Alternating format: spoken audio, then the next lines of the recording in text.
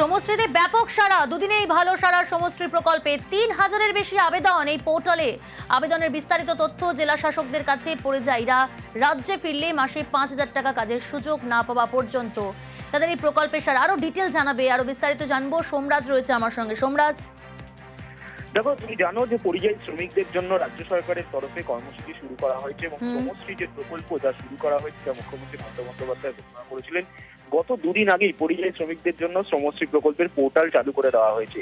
নবান্ন সূত্রে খবর, এখনো পর্যন্ত গত দুদিনে প্রায় ৩,০০০-এরও বেশি আবেদন জমা পড়েছে এই শ্রমশ্রী পোর্টালে, যাকে রাজ্য ইতিবাচক হিসেবেই দেখছে। এবং ইতিমধ্যেই রাজ্যের মুখ্য সচিব মনোজ পান্থ আজ বিভিন্ন জেলা শাসকদের সঙ্গে বৈঠক করেন। সেই বৈঠকে জেলা শাসকদের নির্দেশ দেওয়া হয়েছে যে শ্রম দপ্তরের কাছে যে আবেদনগুলি এসে পৌঁছাচ্ছে সেই আবেদনগুলির প্রেক্ষিতে প্রয়োজনীয় যাতে পদক্ষেপ নেওয়া হয় জেলা শাসকদের তরফে। বিশেষ করে যে পরিযায়ী শ্রমিকরা আবেদন করছেন তাদের সঙ্গে যোগাযোগ করে যাতে প্রয়োজনীয় সুবিধা দেওয়ার ব্যবস্থা করা যায়। বিশেষ করে তুমি জানো যে পরিযায়ী শ্রমিকরা যখন এই কর্মসূচির অধীনে ফিরে আসবেন তাদের এককালীন ৫,০০০ টাকা এবং তারপর মাসে মাসে ৫,০০০ টাকা করে দেওয়ার ঘোষণা মুখ্যমন্ত্রী মমতা বন্দ্যোপাধ্যায় করেছেন। সর্বোচ্চ ১ বছর পর্যন্ত ৫,০০০ টাকা বা যতদিন না পর্যন্ত তিনি কাজের সুযোগ পাচ্ছেন। পাশাপাশি রাজ্য সরকারের ১০০ দিনের যে কর্মশ্রী প্রকল্প, সেই কর্মশ্রী প্রকল্পেও তাদের কাজের সুবিধা দেওয়ার নির্দেশ দেওয়া হয়েছে। মূলত এই শ্রমশ্রী যে প্রকল্প, সেই প্রকল্পেই দুদিনেই ভালো সাড়া পাওয়ায় যথেষ্টই গোটা প্রকল্পটিকে ইতিবাচক হিসেবেই দেখছে রাজ্য এবং জেলা শাসকদের। আর এই নিয়ে আজ মুখ্য সচিব বৈঠক করেন, সেই বৈঠকে প্রয়োজনীয় পদক্ষেপের নির্দেশ দেওয়া হয়েছে। বেশ। বাংলার মন পেতে বাঙালি আবেগের শান, বর্ধমানের সভা থেকে মমতা বন্দ্যোপাধ্যায়ের সুর সপ্তমে। বাংলা সংস্কৃতিকে যতই হিংসা করো কিচ্ছু লাভ নেই। ভাষা সন্ত্রাস মানব না, বাংলার অসম্মান মানব না, বাংলার অপমান মানব না। ২৬শে বিধানসভা ভোট, বাংলার মন পেতে ফের বাঙালি আবেগের শান। মঙ্গলবার বর্ধমানের সভা থেকে মমতা বন্দ্যোপাধ্যায়ের মুখে বাঙালি জাত্যাভিমানের কথা। আমি টাকা চাই না, আমি আত্মসম্মান চাই। বাংলা মায়ের সম্মানে আঘাত করলে আমার গায়ে আঘাত লাগে। এটা আমার মাটির শক্তি, এটা আমার মায়ের শক্তি, এটা আমার বাংলার সংস্কৃতি, এটা আমার বাংলার মেধা, এটা আমার বাংলার সম্প্রীতি। কিন্তু মনে রাখবেন, আমাকে ভয় দেখিয়ে কিছু করা যাবে না। সম্প্রতি বঙ্গ সফরে এসে বাঙালির আবেগকে ছোঁয়ার চেষ্টা করেন প্রধানমন্ত্রী নরেন্দ্র মোদী। বড়রা আমার প্রণাম নেবেন, ছোটরা ভালোবাসা। জয় মা কালী, জয় মা দুর্গা। এদিন নাম না করে পাল্টা সুর চড়ান মমতা বন্দ্যোপাধ্যায়। আগে বলতে মমতাজি তো দুর্গা পূজা করনে নেই দেতা, এখন দেখছে কোনো লাভ নেই। এখন আবার বলছে জয় মা দুর্গা, কারণ ভোট আসছে, ভোট পাখি। ওদের ধর্ম একটাই, মন গড়া হিন্দু ধর্ম ওদের একটাই, ওরা নিজেরা তৈরি করেছে একটা, সেটাকে সবার উপর চাপিয়ে দেবে। বাংলা তার নিজস্বতায় সমৃদ্ধ এগিয়ে যাবে। আমি এটা এক্সপেক্ট করি না প্রাইম মিনিস্টারের কাছ থেকে। আমি তার চেয়ারকে সম্মান করি, কিন্তু আমি যেমন তার চেয়ারকে সম্মান করি, তারও উচিত আমাদের চেয়ারগুলোকে সম্মান করা। কেন বলবেন বাংলায় সব চোর তাই আমি টাকা বন্ধ করেছি?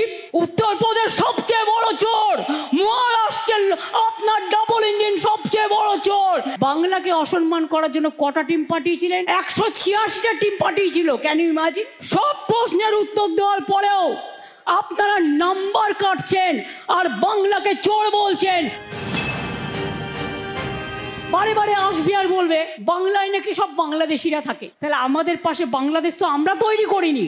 আমাদের ভাষা যদি এক হয় আমরা কি করতে পারি? বাংলা ভাষায় কথা বললেই কাজ করতে দেবে না, বাংলা ভাষায় কথা বললেই ছাত্রছাত্রীদের পড়তে দেবে না। বাংলা ভাষা তো বলবোই, বাংলা ভাষা বাংলাকে সহ্যই করতে পারে না। বাংলা দেখলেই তরবর করে জ্বলে। যদি শুধু বলেন সব বাঙালি মানে বাংলাদেশি, ১৯৭১ সালের মার্চ মাস পর্যন্ত আপনারাই গভর্নমেন্ট অফ ইন্ডিয়া চুক্তি করেছিলেন যারা এখানে আসবেন তারা ইন্ডিয়ান সিটিজেন। আমার জয় বাংলা স্লোগানই আজকে সবার স্লোগান। তার কারণ বাংলাকে সম্মান জানিয়ে আমরা জয় বাংলা একবার নয় ১০০০ বার বলবো, লক্ষ বার বলবো, বজ্রকণ্ঠে বলবো। বাংলার বাইরে বাঙালির হেনস্থা, বাংলাদেশি বলে দাগিয়ে দেওয়ার চেষ্টা।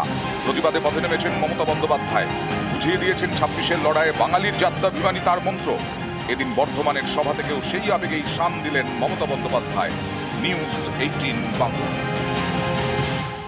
বসিরহাট ব্লকের কচুয়ায় তুমুল উত্তেজনা, তৃণমূল সিপিআইএম হাতাহাতি ধাক্কাধাক্কি, আমাদের পাড়া আমাদের সমাধান ক্যাম্পে হাতাহাতি, ক্যাম্পের সভাপতি মনোনয়ন নিয়ে গন্ডগোল।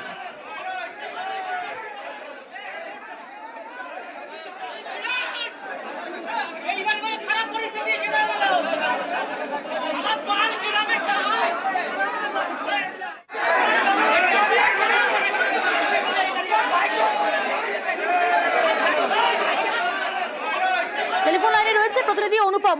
কেন এরকম ধস্তাধস্তি হাতাহাতি পরিস্থিতি তৈরি হলো?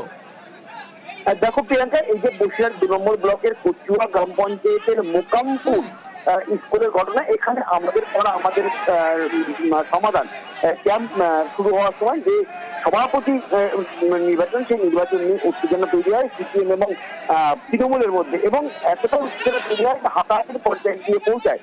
দুপক্ষের যেটা অভিযোগ, তৃণমূলের যেটা অভিযোগ করছে যে সিপিএম এর পক্ষ থেকে বহিরাগত সিপিএম এর কর্মী সমর্থক সেখানে এনে উত্তেজনা তৈরি করা হয়েছে, এবং সিপিএম এর পক্ষ থেকে যেটা বলা হয়েছে যে সভাপতি নির্বাচনের সময় যখন হাত তুলে সমর্থন করা হচ্ছে, তখন সিপিএম এর পক্ষ থেকে 105 জন হাত তুলে দিল এবং তৃণমূলের পক্ষ থেকে 65 জন।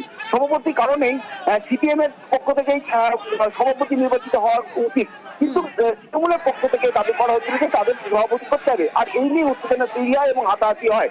যদিও পরে বসিরহাট 2 নম্বর ব্লকের যে ভিডিও, তার হস্তক্ষেপে সমস্যার সমাধান হয়। বেশ অনুপম।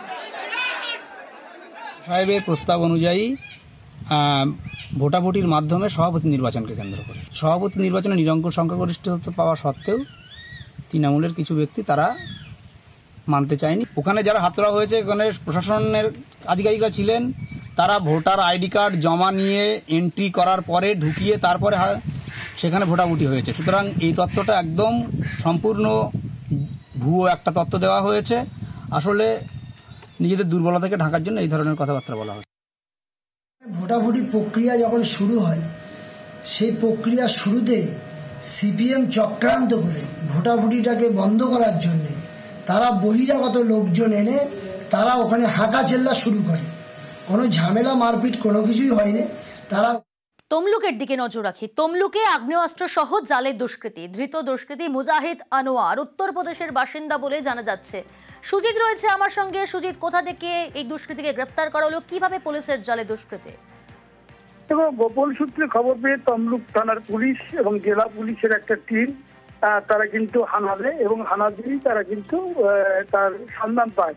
এবং যেটা জানা গেছে, একেবারে তমলুক শহরেই একজনের বাড়িতেই ছিল, এবং 9mm পিস্তল, কার্তুজ সবকিছু উদ্ধার হয়েছে। পুলিশ এই অভিযান চালিয়েছে গোপন সূত্রে খবর পেয়ে, প্রিয়াঙ্কা, এবং শেষমেশ এই যে খবর সেটা যে ঠিক ছিল সেটা তারপরেই বোঝা গেছে। উত্তরপ্রদেশের বাসিন্দা ওই দুষ্কৃতীকে পিস্তল সমেত গ্রেফতার করেছে। 9mm পিস্তল, 2টি ম্যাগাজিন, 12 রাউন্ড গুলি, এগুলোই ছিল। এবং তার যে 9 নম্বর ওয়ার্ডে যেখানে বাসিন্দা, যে বাড়িতে, সেখানেই যে তাকেও জিজ্ঞাসাবাদ করছে পুলিশ, এবং সেখানেই ভাড়া নিয়ে থাকতো মুজাহিদ, এবং তার কথাবার্তা পুলিশের সন্দেহজনক লাগায় তাকে তল্লাশিও চালায়। তো দেখা যায় 9mm পিস্তল এবং ম্যাগাজিন, 12 রাউন্ড গুলি উদ্ধার হয়েছে।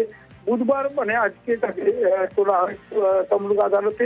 পুলিশ রিমান্ডে নিয়ে তার জিজ্ঞাসাবাদ করে আরো কিছু জানার চেষ্টা হচ্ছে, কারণ তমলুক শহর মানে জেলা সদর শহর, সেখানে পৌর এলাকার একটি একেবারে শহরের মধ্যে একজনের বাড়িতে এভাবে আগ্নেয়াস্ত্র সহ একজন ব্যক্তি ভিন রাজ্যের বাসিন্দা সে বসবাস করছে। কেন করছে, তার কি উদ্দেশ্য ছিল, কি কি কাজে ব্যবহার করেছে নিজেকে, সেসবের খোঁজ খবর নেওয়া হচ্ছে। বেশ। এই পদম বসন্তে একজন থাকছেন, যার এগেনস্টে কয়েকটা কেস আছে, ঠিক আছে, এরকম একটা ইনফরমেশন পাওয়া গেছিল। তারপরে আমরা একটু ফার্দার ভেরিফাই করার পর আমরা রেড করে কাছ থেকে একটা 9mm পিস্তল এবং 6টা লাইভ রাউন্ড পাওয়া গেছে, সেটা আমরা সিজ করেছি। সিজ করার পর ওনাকে অ্যারেস্ট করা হয়েছে।